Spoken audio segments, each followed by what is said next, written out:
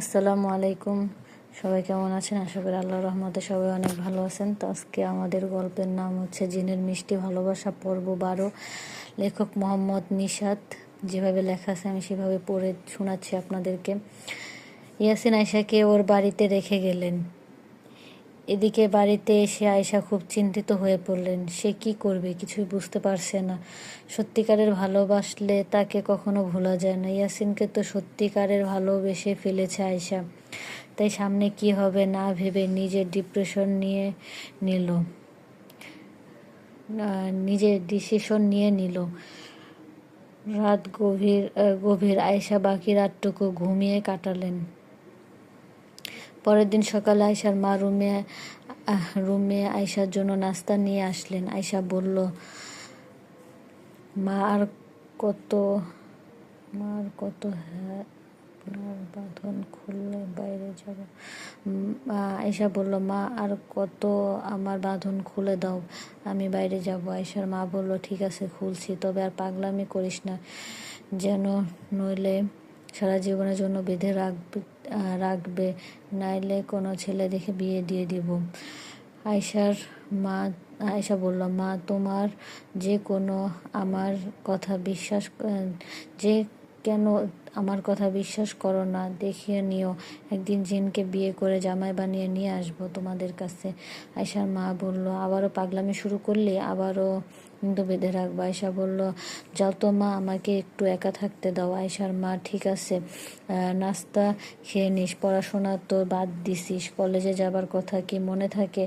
এসব কথা আয়শাকে শুনিয়ে ওর মা চলে গেলেন। এদিকে আয়শার দিনটা কাটতে লাগলো চিন্তায় চিন্তায়। রাত হলে তো ইয়াসিন আসবে, ও এসে জিজ্ঞেস করবে, কি উত্তর দিবে? যাই হোক, এভাবে চিন্তার মাঝে কেটে গেল দিনটা। রাত হলো, গভীর রাত। আয়শা ইয়াসিনের জন্য অপেক্ষা করছে।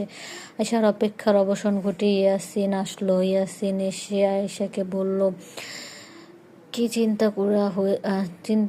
চিন্তা করা হয়েছে? তো কি ভাবলা, কি করবা?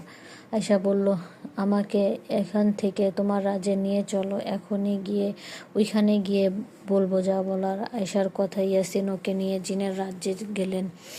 জিনের রাজ্যে গিয়ে ইয়াসিন আয়শাকে বলল, এখন বলো তুমি কি ডিসিশন নিলে? আমার জীবন থেকে চলে যাবে, নাকি এই গল্পে অসময়ে আমাকে বিয়ে করে আমার বউ হবে? ইয়াসিনের কথায় আয়শা ইয়াসিনের দিকে তাকিয়ে কাঁদতে লাগলেন।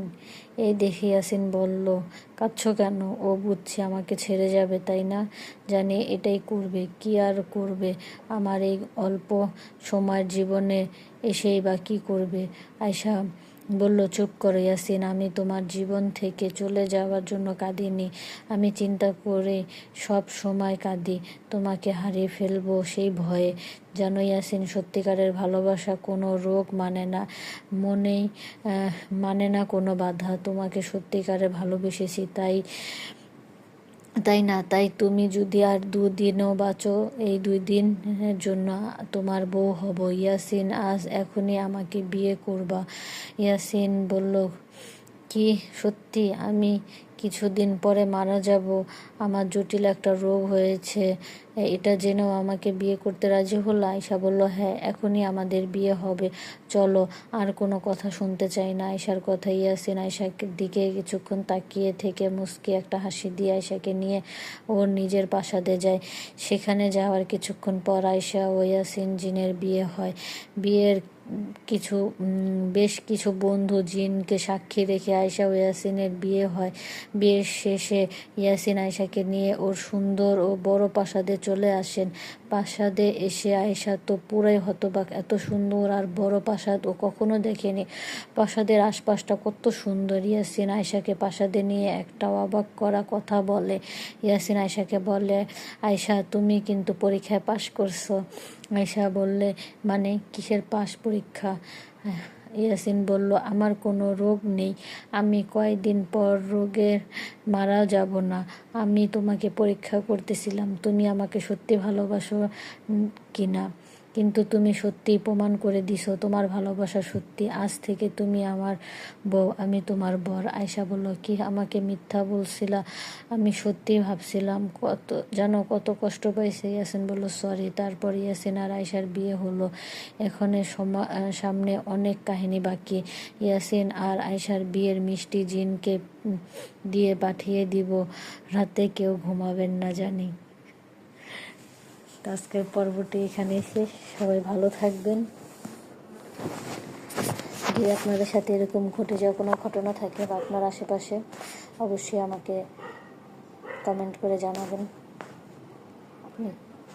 আমি আপনাদের গল্পটি পড়ে শোনানোর চেষ্টা করব। তো সবাই ভালো থাকবেন। আল্লাহ হাফিজ।